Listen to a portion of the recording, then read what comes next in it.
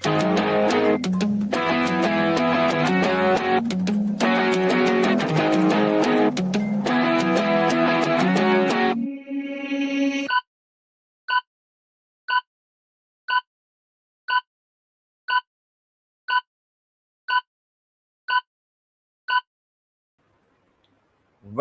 to this very special edition of the KAJ Masterclass Live, the show which ensures that you profit from your time spent here with experts, either through their industry insights, information, or simply learning from them. And today we have with us Dr. Bryan Hughes. He is a leadership and organizational health consultant, a researcher. He has led organizations of over 4,000 people, and we'll learn from him about toxic leaderships and organizations and how organizations can recover from toxic leadership and much more. Welcome to the show, Dr. Bryan.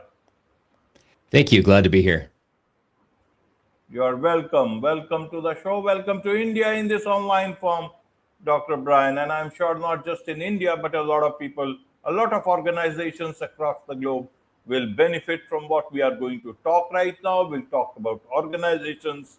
We'll talk about toxic leadership in those organizations and much more. But before that, let's learn a bit about your journey, your background, so that the audience knows who they're listening to. Sure. So initially I went to university to be a music teacher, right? So that's kind of shaped my journey a little bit.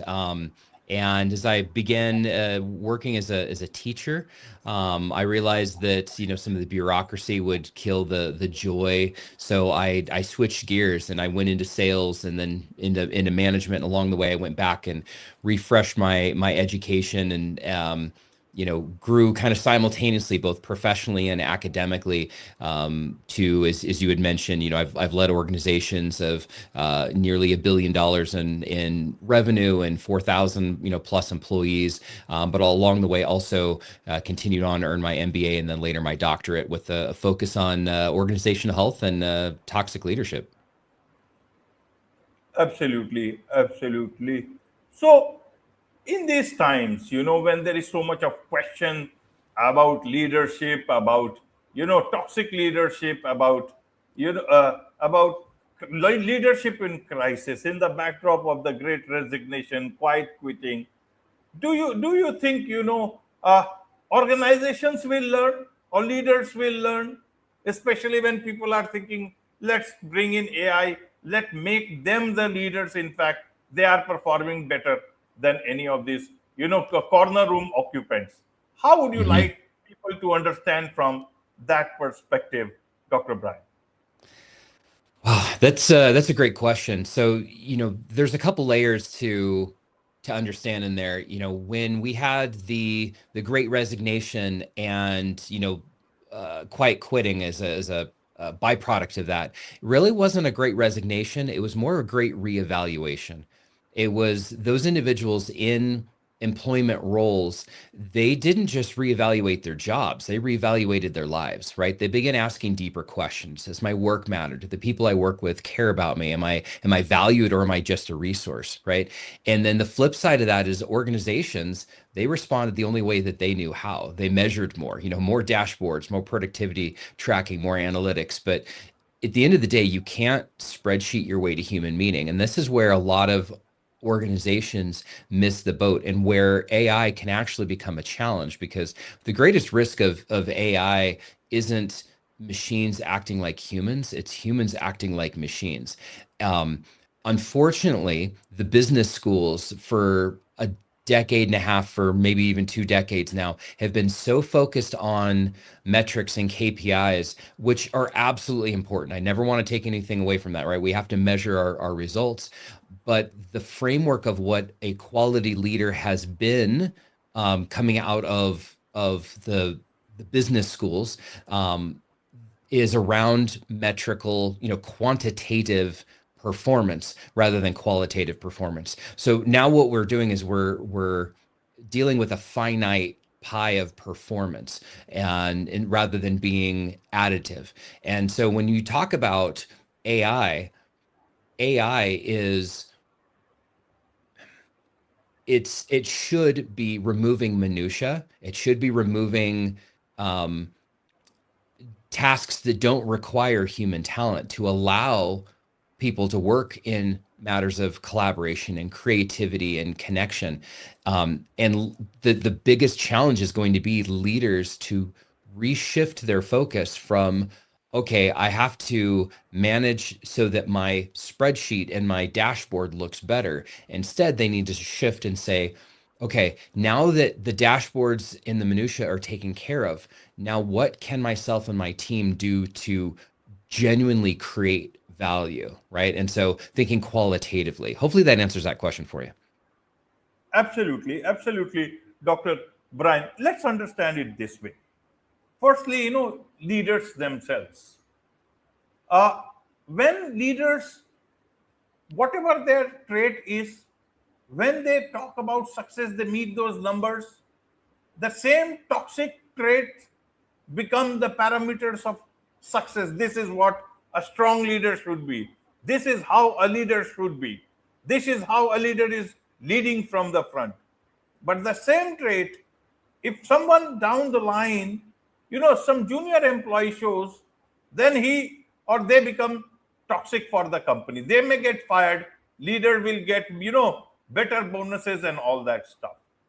So, in this sense, how should we understand what is an organizational culture here?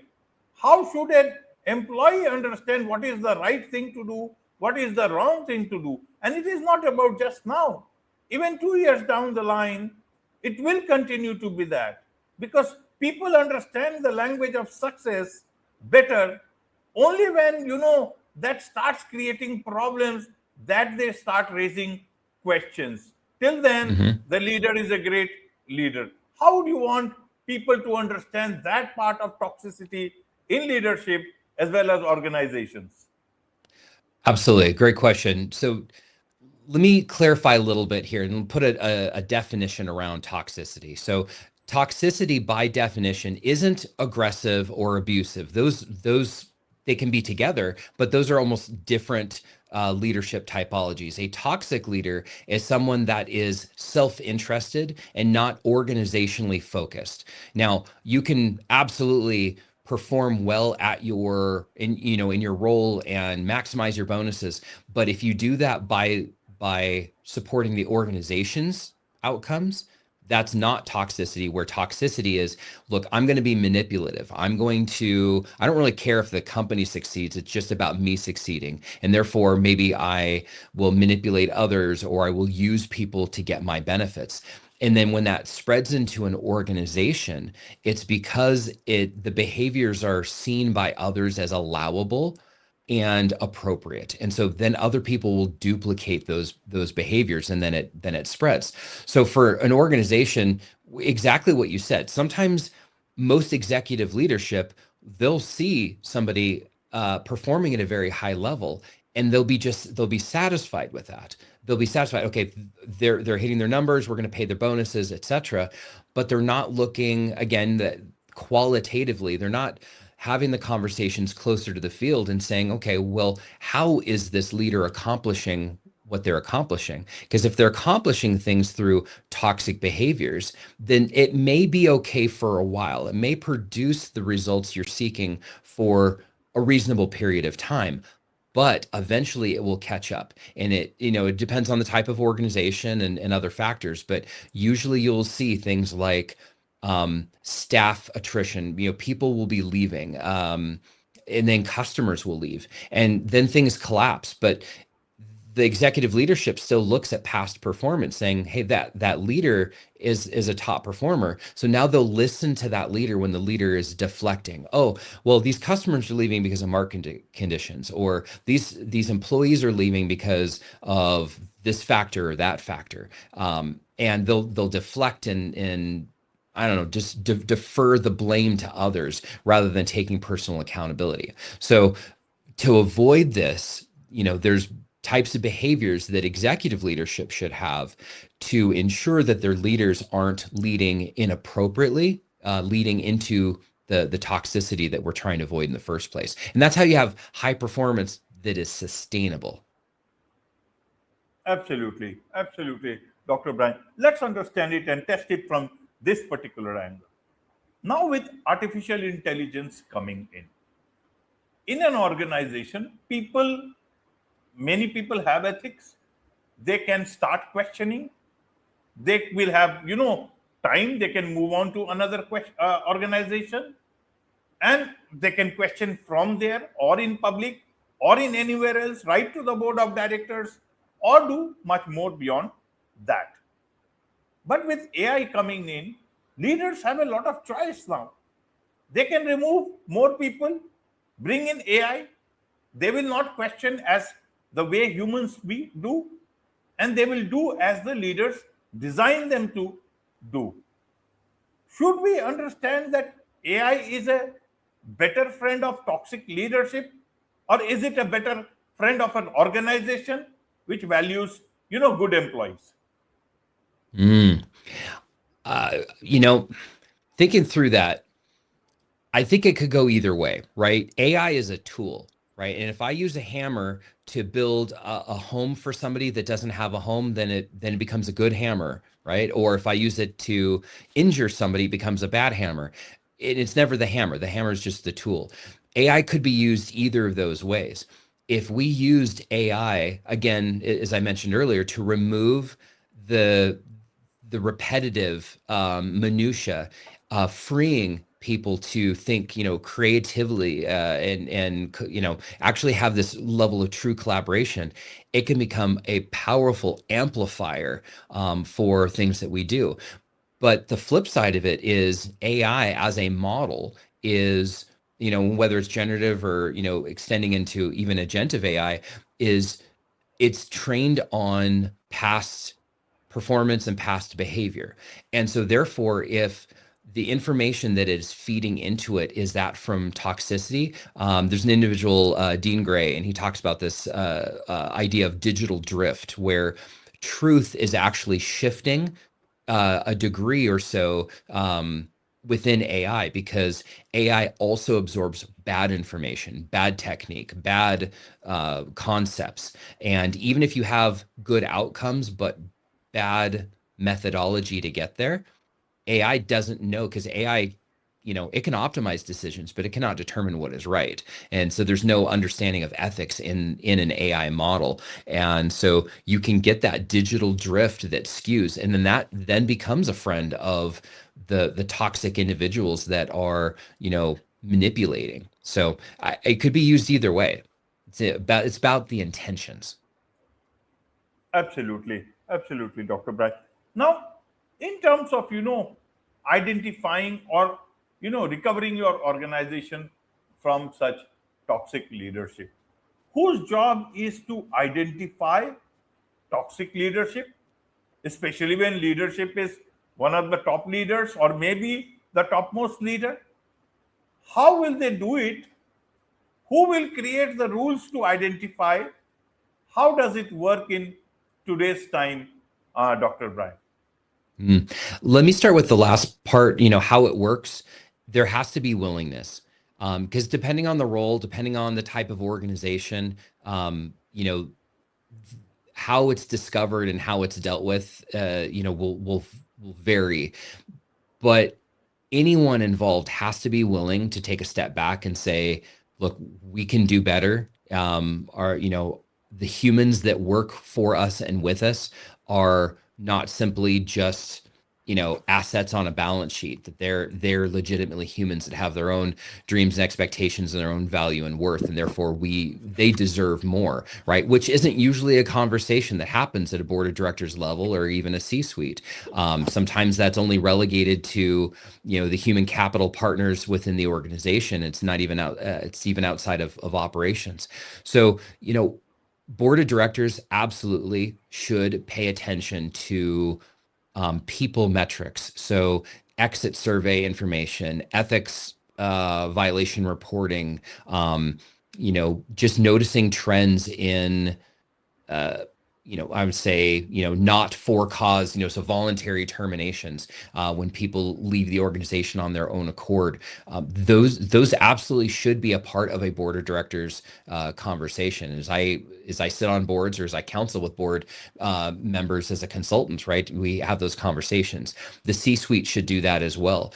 When it comes to helping an organization recover, right? So let's say, a middle manager, toxic leader, that middle manager is removed. What most often happens is maybe there's some anecdotal words or commentary around, okay, this person didn't represent who we are, we're going to move on now. And then it's more or less swept under the rug. When I did my research and tons of interviews around individuals who felt the effects of toxic leadership, the most common phrase used was swept under the rug, that it was acknowledged, but it wasn't addressed. And because of that,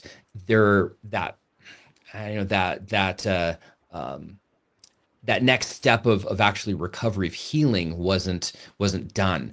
And therefore, the individual, it broke down trust and a level of accountability, right? Accountability needs to be mutual. If I receive a paycheck from you, I'm just by nature accountable to you for my performance, because you can terminate my role in my future and stuff at any time.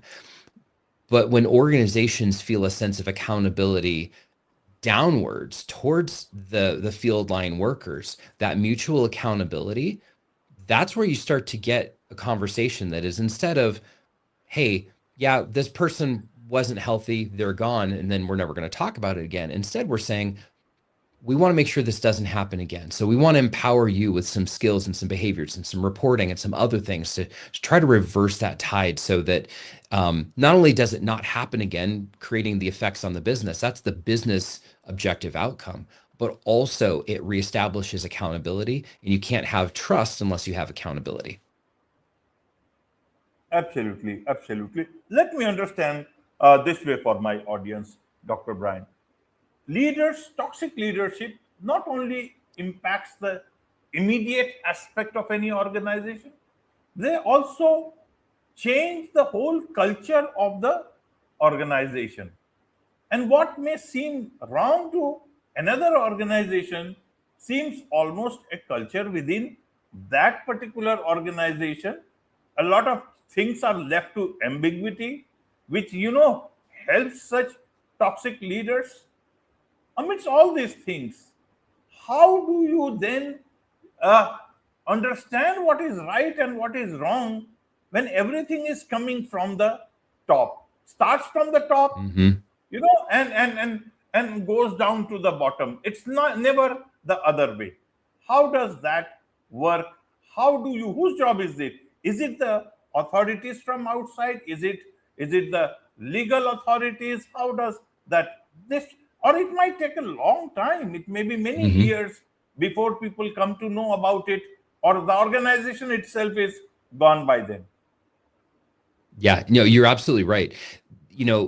So culture, by definition, in an organizational culture, is the shared beliefs and practices of the group.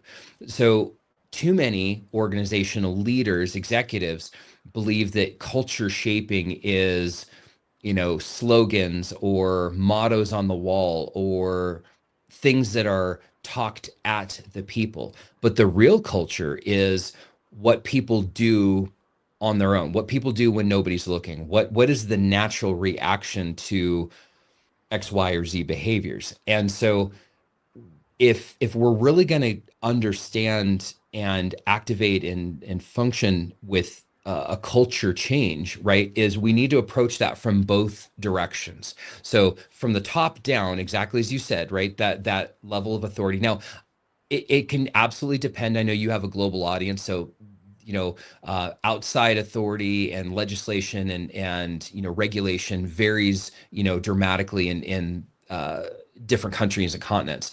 But as a rule at the organizational level, top down, it's not just what you say, it's what you do. And I know that's very logical, but that's not what most people actually do in practice. So have the difficult conversations, have skip level interviews, senior executives should spend time in the field to understand what is the lived experience of the people on their team at all levels of the organization, right? Yes, executives have jobs that only they can do, and where are they going to find the time? They need to make the time. But when they spend time in the warehouses or in the fields or in the sales process, and they get to experience that, it gives them the context to then help validate or question the data that usually is driving their decisions. That's a culture shift from the top down. From the bottom up is we need to create communication methods, we need to empower, and we need to challenge assumptions, right? When a junior manager has a I don't know, whatever, a one-on-one or a performance conversation with that line level associate, and the line level associate says, no, everything's fine. That junior manager needs to say, no, really, tell me what it's like. Tell me what's going on, right? And we need to have that, we need to build those patterns. Psychological safety is a term maybe that we would use in that environment, but where people feel like they can speak up, where they don't feel like there's retaliation or retribution. They don't feel like their job is at risk, because when you have correct and accurate information going from the bottom up, and then you have modeled behaviors and not just slogans on the wall coming from the top down, that's how you take a culture shift. And yes, it will take time. It's not quarter to quarter like our board meetings are. It's something that's probably 6, 9, 12 months, depending on where the starting point is in the organization to begin with. Right, right, Dr. Bryan. You have something called, the culture recovery framework, a tool, Yes.